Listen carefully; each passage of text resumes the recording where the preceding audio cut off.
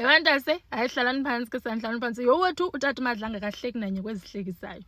Wona utata Madlanga akahleki nanye kwezihlekisayo yebantase makudanyaze eklasini kucaca uba sisonke. Danyaze kucaca uba sisonke kule class. Mamelani ke into eyenzekayo.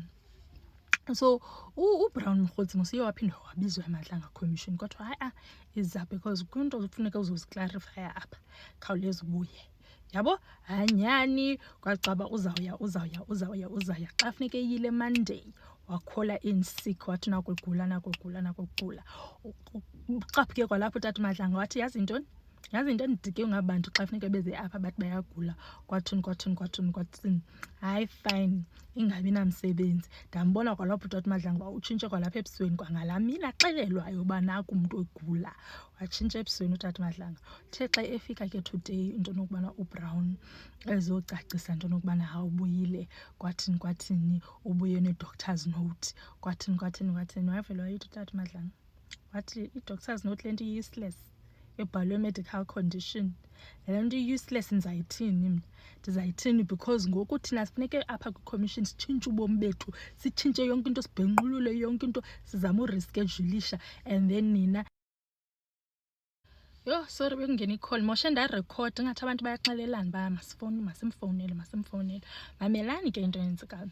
So ke ngoku utata Madlanga ayijongela nto athi medical condition hayi ningazodlala ngathi useless le nto useless. Brown Mkgotsi wa-explain abantu asinto maye bendityatyaza ayikho enye into bendinoyenza bendityatyaza but shem wa-apologize. Mna uthe xa apologize ndiqomba hayi mhlawumbe betyatyaza nyhani bantasi yabo. Kaloku utyatyaza akho nto unoyicontrola yabo ayonto unoyicontrola leyo okanye uthi hayi ndizawuya kwi-commission ndiyotyatyazela apha. What if uyazityatyazela phakathi kwabantu? So ndiyam-understanda if ebengaphosisi but ke uthi umxelele utata Madlanga into yobana akazukwazi utestifya today because banomntu namhlanje. Lo mntu ngubani? General Chibuku. uGeneral Chibuku bantase ungene vele umbone into yokubana ingathi uzibethe wazibetha pha enyembezeni zikamavivi.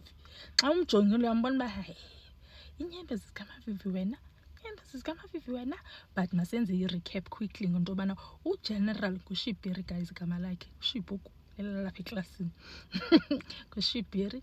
Mamelani ke into yenzeka. So uGeneral Shibuku lo ugulo kaloku accuswa ngento nokubana ngalaa mini kuyobanjwa laa tata woyikekayo kade somlive.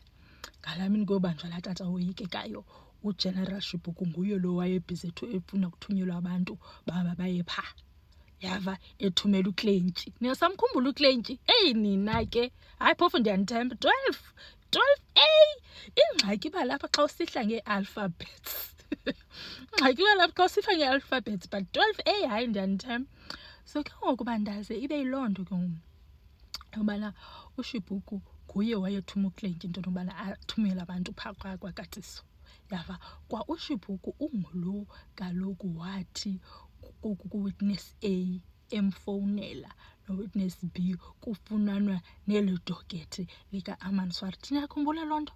Wabesithi ke yena ke uShibuku into nokubana le case le is bigger than all of them.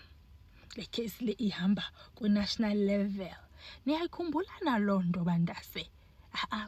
I think kuzafuneka senze iklasi yezityholo zikaShibuku before sibe kanti singena kwi-statement sakhe yabo. But sesestratweni ngoku so kuzafuneka senze loo klasi into yoba uShibuku lona yena utyholwa ngantoni gqiba ukuthi singene kwi-statement sakhe ke ngoku ndinibalisele uba utheni namhla. Kho nto angayiphikanga anothuki ke asoze niyothukeleyo but akho nto angayiphikanga